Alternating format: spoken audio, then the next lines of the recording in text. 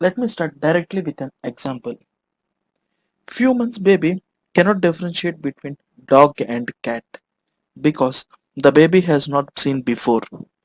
If the baby sees the dog and cat for multiple times, in future it can recognize because it is having past experience. So by the past experience, the baby has learned and stored it in the memory. And whenever in the future, if a baby sees dog or cat, from that experience, she can say whether it's a cat or dog. Mission follows some instructions given by the human.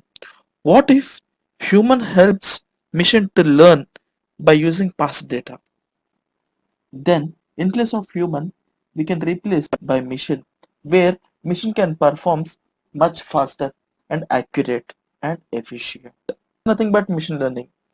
So, in this session, I'm going to give you a complete understanding about the basics of machine learning. Here, it is about not only the learning, the machine should even understand. As we discussed, how this machine understands, I will tell you with an example. A person wants to know he is obese or not. We are having some parameters to consider like weight, height, cholesterol, heartbeat, and many more are there. But for the simplicity, I'm considering only two parameters like weight and cholesterol. If you understand by pictorial format, it is easy to store it in the brain. So I will be drawing and explaining simultaneously. Here for simplicity, I'm considering two axes, that is weight and cholesterol. This is x-axis, y-axis. So where y-axis represents cholesterol and the x-axis represents weight. Here I'm having few data points and here I'm having another set of data points. So see here the x-axis, the weight is being increased from this side to this side, and the y-axis, the cholesterol rate is being increased from downwards to upwards. Simply by seeing this diagram itself, we can say that the people who are in this circle are having obese because they are having higher weight and higher cholesterol. These people are obese, and these people are non-obese because they are having less weight and less cholesterol. If any new data point comes, if any new data points come and fall in this circle, from outside any new data point is coming and falling in this circle, then automatically system can recognize and say yes, this data point has fallen in this particular circle. So all the points that are present in the circle are obese. So this new data point also acts as obese. How system can learn? Think, we'll think a step ahead. Assume that if the data point falls here, now how can you say that whether it is obese point or non-obese point? Let us draw another circle with some parameters that we'll consider later. Circle that I have drawn. So how this circle is formed, we will see it in the course once it starts.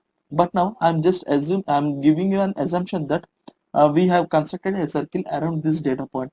Now calculate the data points around this circle. We are having more number of non-obese data points near to this data point. New data point comes into the family of non-obese. This is how system understands the data. This is the major difference between learning and understanding. And we are giving an ability to understand about data. This is nothing but our machine learning algorithm comes for KNN, K nearest neighbors algorithm. This is the example I given you how system learns and understands. Now we will see how machine learning is been classified. This machine learning is categorized into mainly into two types, that is supervised and unsupervised. First, what is meant by supervised with an example so that you will understand clearly. Assume that a person started a company in the year 2000, and he started with few employees. Initially, he started with only 10 employees with few projects, very few projects. Okay, those are just like think only 5 projects, and the profit he got is like say 1 crore. Okay. Now the current year is 2020. So he is noting down all the year's data. Now the current employees are like nearly 250 employees and they are handling like at least 30 projects and they are generating 4 crores. Now just assume he want to predict for the year 2021. He is having 270 employees and 35 projects. What will be the profit? Here he is going to predict the profit column. If you are trying to predict any column, then it comes under supervised learning. This profit column is also known as dependent column because this profit is dependent on projects, this profit is dependent on employees, and this profit is dependent on the year. So that is the reason why profit is a dependent column and year, employee, projects are independent columns. If a data is having any target column, then that comes under supervised learning. If we don't have any target column, that comes under unsupervised. Let me give an example for that. We will take the example for cricket. I have collected a data cricket that is of scores and wicket. After getting this data, I plotted this. Think x-axis is score and y-axis is wicket. I got few data points in this format. Let me show you the format. After I'm getting data, I transferred my data into some visualization part so that I can see here like this. Now I can differentiate these two sets, right? These two clusters. This is one cluster and this is another cluster. As here, the people who are taking here more number of wickets, I can name it as bowlers.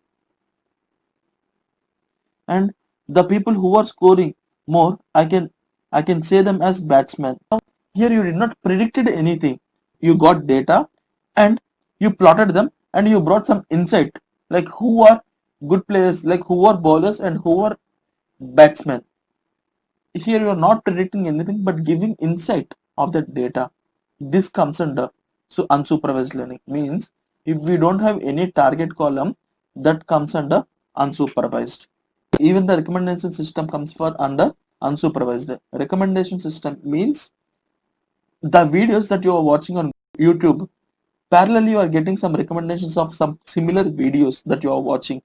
Those, or if you are trying to purchase any product in Amazon, Amazon gives you some recommended products. How these are happening? This will be happen by the concept which come from unsupervised learning. So that concept is known as collaborative filtering. These topics or by these concepts, the world is been changing since from the past few years. This machine learning and deep learning plays a major important role in all the jobs, not only in IT or construction field or in a medical field. In every field, we can implement these machine learning techniques to get some insights and to bring profits to the business. The market has been booming for the machine learning. So if you want to learn machine learning, start today itself because the world needs data scientists. Thanks for joining the session.